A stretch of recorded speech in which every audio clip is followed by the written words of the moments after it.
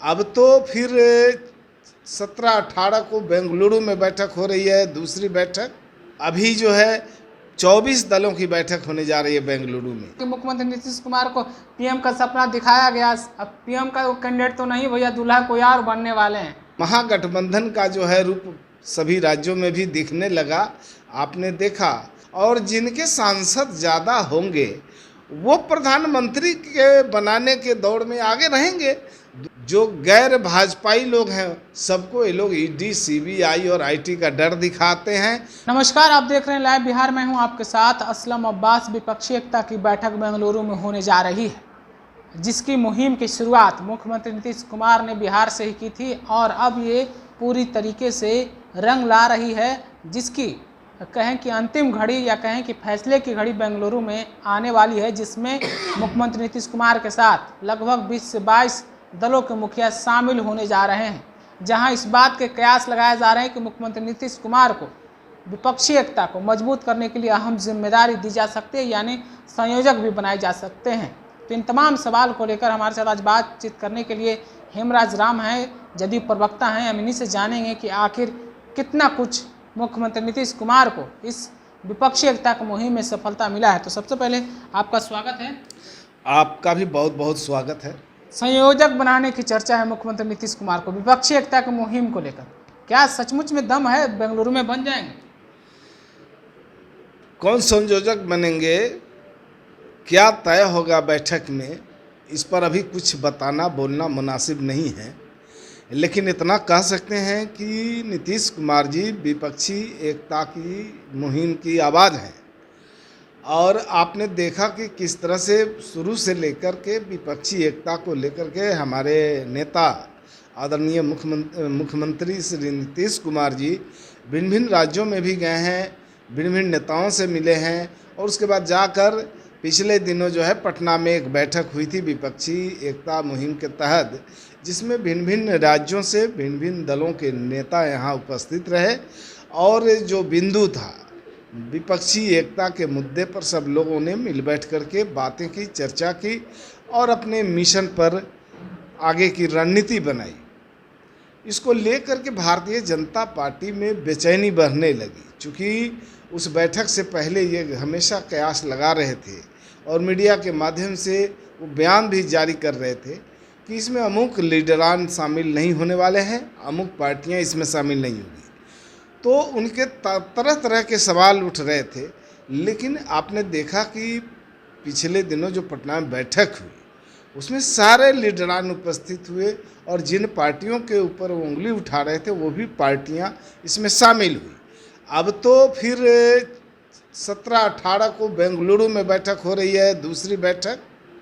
और इस बैठक में सबसे बड़ी बात मैं ये बता दूं कि ये बैठक मैंने विपक्षी एकता मुहिम की जो गति है काफ़ी तेज रही, मजबूती के साथ आगे बढ़ी।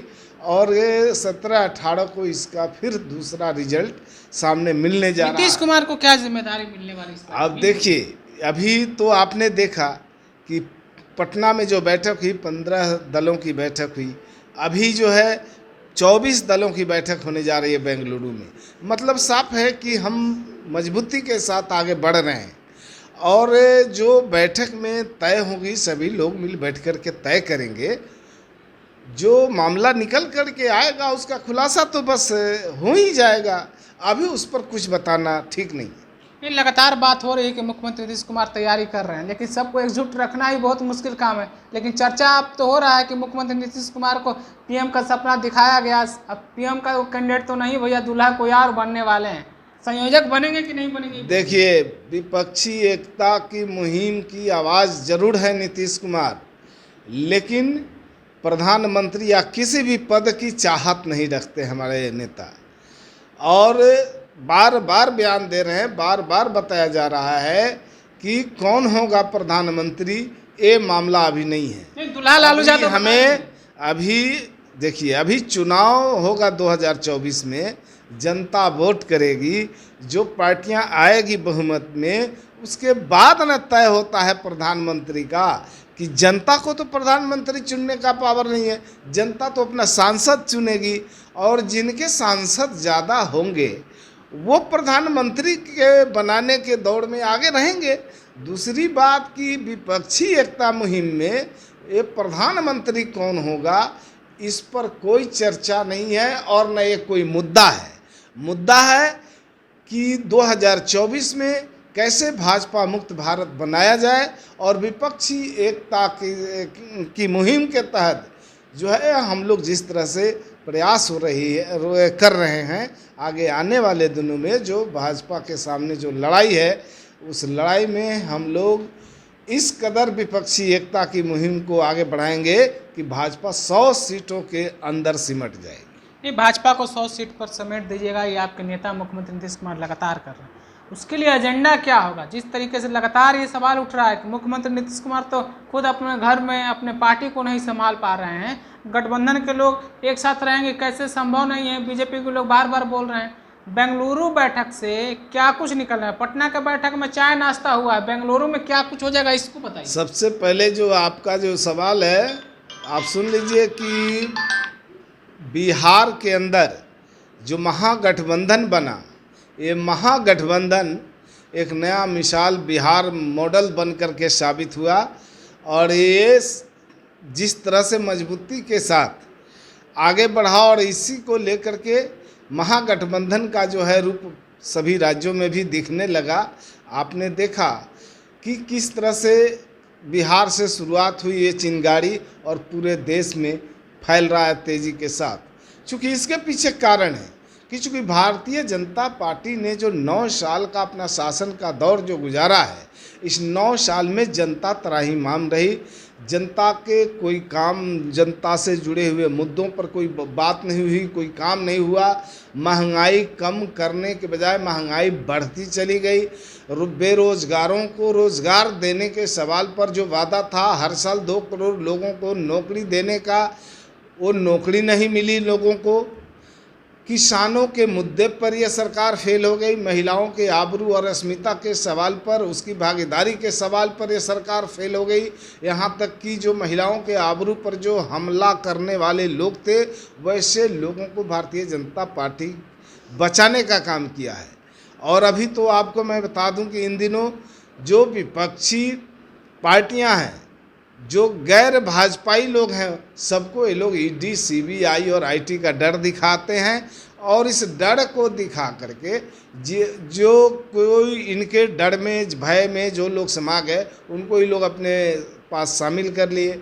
शामिल करने से पहले कहते थे कि ये भ्रष्टाचारी है, जब उनके दल में शामिल हो जाता है तो वो सदाचारी बना लेते हैं।